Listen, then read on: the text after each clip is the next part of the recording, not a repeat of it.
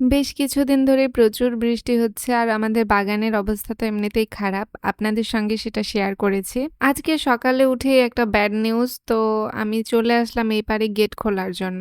আমাদের বাগানের এই পাশে গেটও আছে পাশের জমিতে যাওয়ার জন্য। বৃষ্টির কারণে যে মানুষের কতটা ক্ষতি হচ্ছে কি আর বলবো। আশেপাশে তো বন্যার নিউজ দেখছি, আর এখন আবার আমাদের এখানেও শুরু হয়েছে।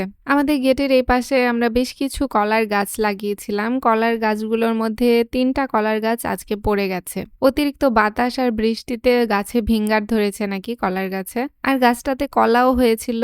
আর ২ বা ১.৫ মাস রাখতে হতো কলাটা, তাহলে কলাগুলো পুরু হয়ে যেত, দেন আমরা পাড়তে পারতাম। কিন্তু এখন তো আর কিছুই করার নেই। গাছ যেহেতু পড়ে গেছে, কলার কানটাও কেটে নিতে হবে, না হলে আবার দেখা যাচ্ছে চুরি হয়ে যাবে। এটা আজকে সকালের সবথেকে ব্যাড নিউজ ছিল আমাদের কাছে। কি আর বলার, দেখেন কত বড় কলার কান ঝুলছে, অথচ গাছটা মাঝখানে মাঝখান বরাবরই গাছটা ভেঙে গেছে। এই গাছ আর কোনোভাবেই সারানো যাবে না, আর সম্ভবও না সারানো। আসসালামু আলাইকুম, সবাই কেমন আছেন? আশা করছি সবাই অনেক ভালো আছেন। আজকে যেহেতু কলার গাছ ভেঙে গেছে, তো কলার গাছ থেকে আমরা আঠা কেটে নিলাম। আঠা বেগুন দিয়ে রান্না করা হচ্ছে আজকে তরকারি। আর হ্যাঁ, সঙ্গে তো আমার আম্মুর ফেভারিট কাঁঠালের বিচি আছেই। এখন যে তরকারি রান্না হোক সেটাতে কাঁঠালের বিচি দেখতে পাবেন, কারণ আমার আম্মু আব্বুর ভীষণ প্রিয়।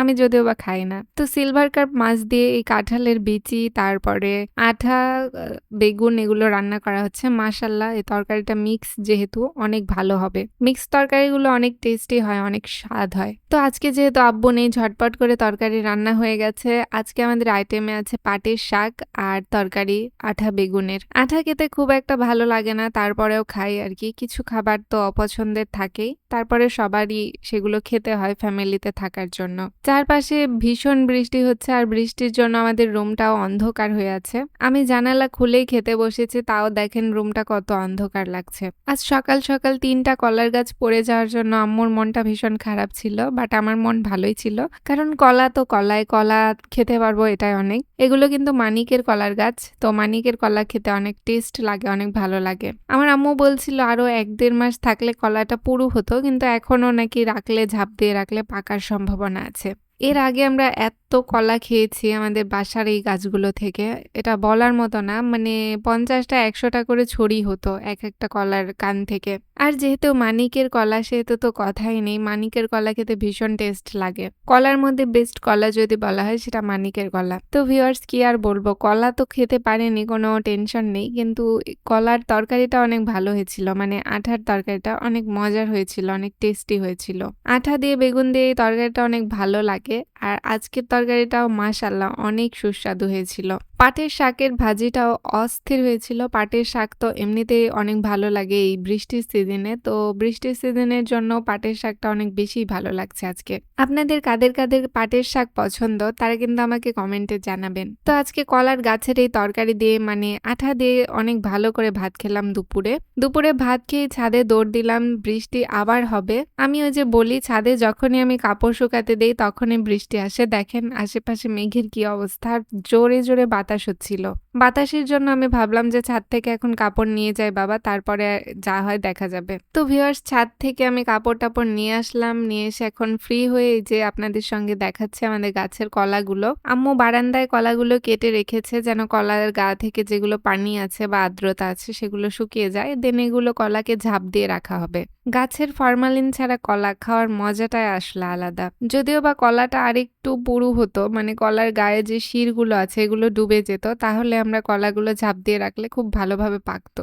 এখন বলা যাচ্ছে না ঝাঁপ দিয়ে রাখলেও পাকবে কিনা, আল্লাহ ভরসা। যাই হোক, এই যে দেখেন কতগুলো কান হয়েছে কলার। তো এদিকে ঘুম থেকে উঠে সন্ধ্যায় আমি বানাচ্ছি কোরিয়ান একটা রেসিপিটার নাম আমি জানি না, তবে এটা আলু দিয়ে বানাতে হয়, আলু আর আটা দিয়ে। কোরিয়ান ভাইরাল রেসিপিগুলো যতবার করেছি বাস খেয়েছি, কিন্তু এইবার ফাইনালি আমি হয়তোবা ভালো করে রেসিপিটা করতে পারবো ইনশাল্লাহ। আমি ১ পোয়ার মতো আলু সেদ্ধ করে নিয়েছিলাম, আর তার মধ্যে একটু একটু করে আটা মিশাচ্ছি। আটা মিশিয়ে মিশিয়ে এটাকে বল করতে হবে, একটা মন্ড বানাতে হবে। এই মন্ডটা দিয়েই হবে কোরিয়ান সেই ভাইরাল রেসিপি। ইউটিউব আর ফেসবুকে এত এত এত দেখেছি, তো আজকে ভাবলাম আমি নিজেই ট্রাই করি আর সবাইকে চমকে দেব। আমার ছোট ভাই তো অনেক এক্সাইটেড হয়ে আছে খাওয়ার জন্য, জানি না কতদূর কি করতে পারবো। তো আমি ছোট ছোট করে লেচি কেটে নিলাম, এগুলো দিয়ে আমি বল বানাবো। বল বানানোর পরে একটু করে ঠাসা দিয়ে দিয়ে কোরিয়ান সেই রেসিপিটা বানাবো।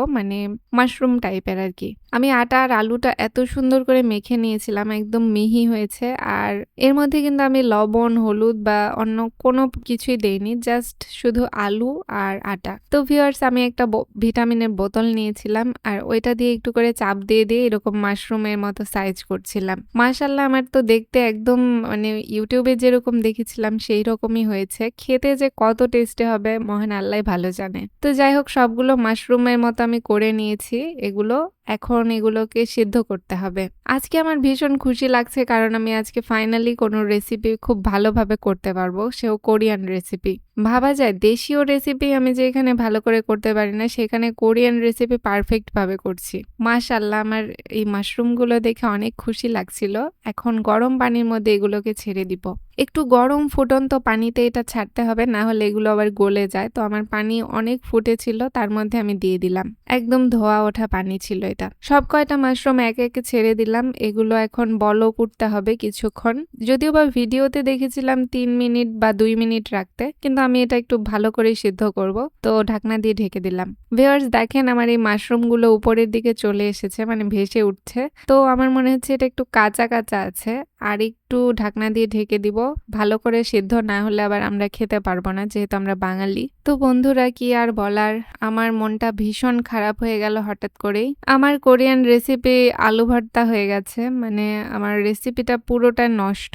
ঢাকনা দিয়ে ঢেকে রেখেছিলাম, তারপরে এইভাবে ঢাকনা তুলে দেখি যে আমার মাথায় বাড়ি। আজকে যে আমার কত মার খেতে হবে আম্মুর হাতে আল্লাহ জানে। এইসব আলু ভর্তা আমার পিঠে পড়বে, এটা আমি শিওর। মশলাগুলো কেটে রেখেছিলাম এখানে, রসুন, পেঁয়াজ, মরিচ। তো সেগুলো আমি প্রথমে রসুনটা দিয়ে একটু পোড়া পোড়া করে নিলাম। এই আলু ভর্তাটাই আমি ভেজে খাবো, এখন কিছু করার নেই। এটা নষ্ট করলে আমার মানে কোনো কিছু অস্তিত্ব রাখবে না আম্মু। আজকে আমার মনটা ভীষণ হঠাৎ করে খারাপ হয়ে গেল আমার রেসিপিটা নষ্ট হওয়াতে। তো এইরকম বাজে অবস্থা হবে আমি এটা কল্পনাও করতে পারছি না। ইউটিউব দেখে আজ পর্যন্ত আমি যত রেসিপি করেছি আমার সব কয়টাই প্রায় নষ্ট। ধুর, আমার মনটা এত খারাপ হয়ে গেছে, আপনাদেরকে আমি মানে বলে বোঝাতে পারবো না। সব মশলাপাতি যা কিছু লাগে দিলাম। আমার কাছে যেহেতু সয়া সস ছিল না, তো আমি ওইটা দেইনি। আমি টমেটো সসটা দিয়েছি, দেওয়ার পরে একটু নাড়াচাড়া করলাম, দেন টেস্টি সল্ট একটু দিয়ে দিলাম যেন খেতে একটু ভালো লাগে। আমার ভাই বেচারা অনেকক্ষণ ধরে ওর জিভায় তেল দিয়ে বসে আছে কখন আমার রেসিপিটা খাবে, কিন্তু আমি যে এরকম ঘেটে ফেলেছি এটা দেখলে ও আমাকে যে কি করবে আমি সেটা নিজেও বুঝতে পারছি না। আমার তো নিজের কাছে কেমন জানি লাগছে, মানে খুবই বড় একটা ক্রাইম করে ফেলেছে আমার মনে হচ্ছে। এই যে ভিউয়ার্স, দেখেন আমার আলু ভর্তা ভাজি, মানে যেখানে শুরু সেখানেই শেষ। এত কষ্ট করে শেপ দিলাম, এই সেই করলাম, মানে সবগুলো নষ্ট হয়ে গেছে। আমি বয়েলটা একটু ভালোভাবে করতে গিয়ে হয়তো বা এরকম সমস্যা করে ফেলেছি। এবার দেখেন আমার ছোট ভাইয়ের রিয়াকশনটা। আর কিছু না হলেও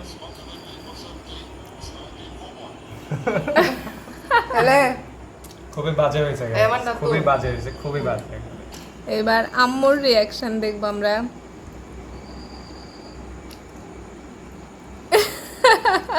আম্মু কেমন হয়েছে?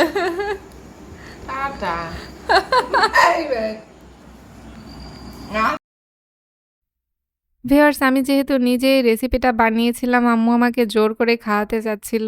জোর করে খাওয়াতে গিয়ে আমার আসলে মানে কি বলবো, আমি এতটা বাজে হয়েছিল রান্নাটা, আমি পুরো রান্নাটা নষ্ট করে ফেলেছি। জোর করে খেতে গিয়ে আমার বমি বমি ভাব হচ্ছিল, আমি উঠে চলে গেলাম। আজকের ব্লগটা এখানেই শেষ। সবাই ভালো থাকবেন।